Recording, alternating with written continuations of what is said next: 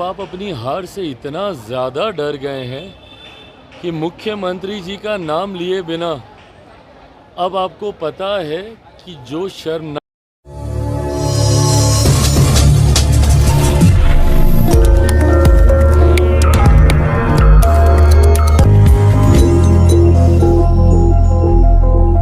उनके बाद स्थिति बदलेगी और नीतीश कुमार पिछड़ा राजनीति बचाने के लिए और अपनी पार्टी को बचाने के लिए कोई बड़ा खेला करेंगे या कदम उठा रहे हैं। मतलब आप अपनी हार से इतना ज़्यादा डर गए हैं कि मुख्यमंत्री जी का नाम लिए बिना अब आपको पता है कि जो शर्मनाक हार आप लोगों की होने वाली है।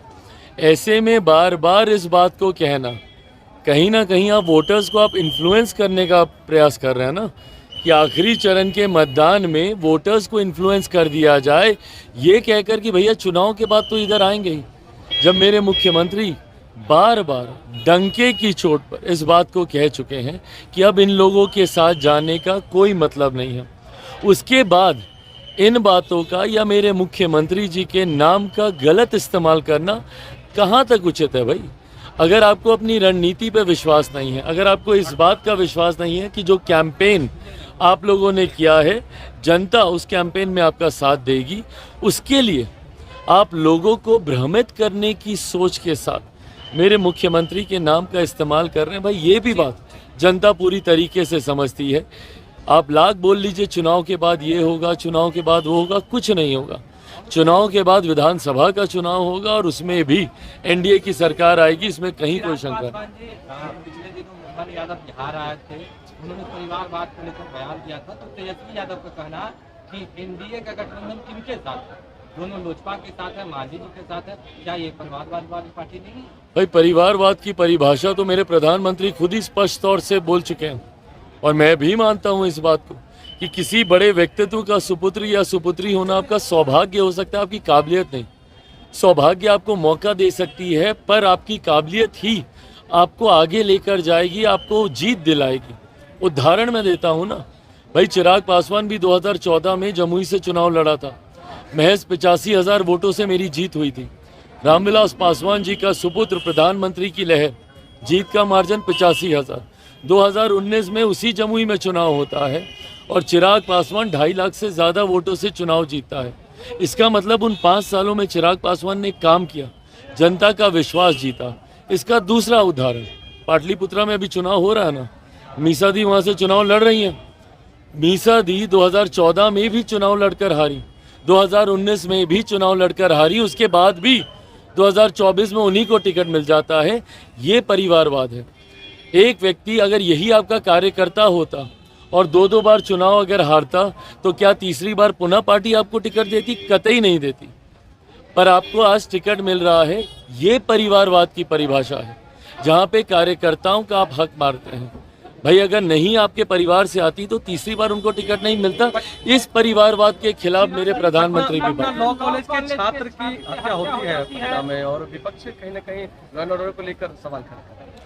भाई देखिए, हत्या किसी भी परिस्थिति में हो, किसी भी सभ्य समाज में हत्या जैसे जघन्य अपराध की कहीं कोई जगह नहीं होनी चाहिए। ऐसे में मेरी भी मांग बिहार सरकार से है कि इसकी जांच हो। मेरी जानकारी में जो मुख्य आरोपी है उसकी गिरफ्तारी भी आज हुई है। शिक्षा के मंदिर में इस तरीके की घटना को अंजाम दिया जाना, इस तरीके की घटना का कहीं कोई स्थान नहीं है। ऐसे में कारण कोई भी हो, जो भी दोषी हो, ना सिर्फ उसको गिरफ्तार किया जाना चाहिए बल्कि उसकी कड़ी से कड़ी उसको सज़ा दी जानी चाहिए। मैं इतना, मेरी जानकारी में जो आया है, बिहार सरकार ने आरोपी को गिरफ्तार किया है, उसके ऊपर आरोप सिद्ध होने के बाद उसके ऊपर कड़ी से कड़ी कार्रवाई हो। ऐसी घटना, और ख़ास तौर पे शिक्षा के मंदिर में, ऐसे शैक्षिक संस्थानों में इस तरीके की घटना का कहीं कोई स्थान नहीं।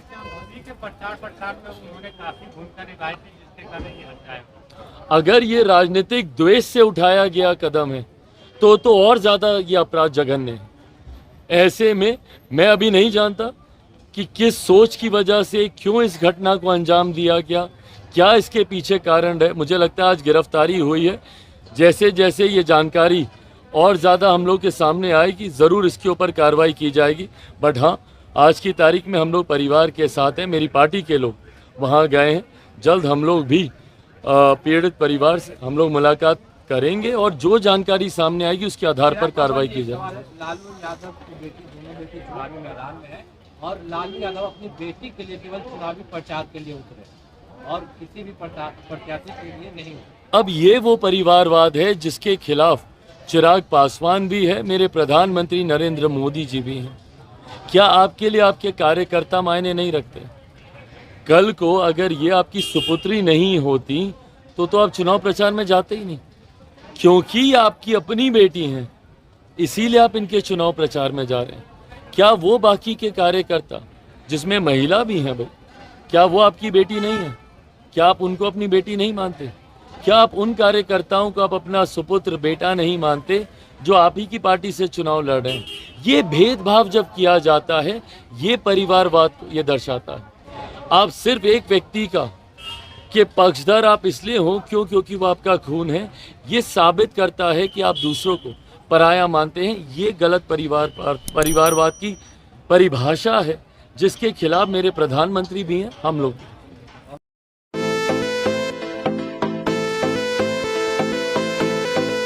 अपने सोलर लाइट ले जाएंगे घर, अपने सोलर लाइट ले जाएंगे, रोशनी से सारे घर को। हमारी एजेंसी मेसर जवाहरलाल भारद्वाज अक्षय ऊर्जा शॉप, जो वर्ष 2007 से ही सौर ऊर्जा के सारे उपकरणों की बिक्री करती है और लोगों को जागरूक करती है कि जब घर आपका है तो बिजली सरकारी क्यों। पिछले 16 वर्षों से हमारी एजेंसी के द्वारा अनगिनत संतुष्ट ग्राहकों की सेवा की गई है, जिन्हें उचित दर पे ओरिजिनल सोलर एनर्जी सिस्टम दिया गया है और हमारे संतुष्ट ग्राहक निरंतर हमारी एजेंसी अक्षय ऊर्जा शॉप पर भरोसा बनाए हुए हैं। स्वामी विवेकानंद चौक, NH 31, ट्रैफिक चौक, पुराना सावित्री हॉल के पास, सोना जागेश्वर कॉम्प्लेक्स के अंदर, पंजाब नेशनल मेन ब्रांच के बगल में, बेगूसराय, बिहार।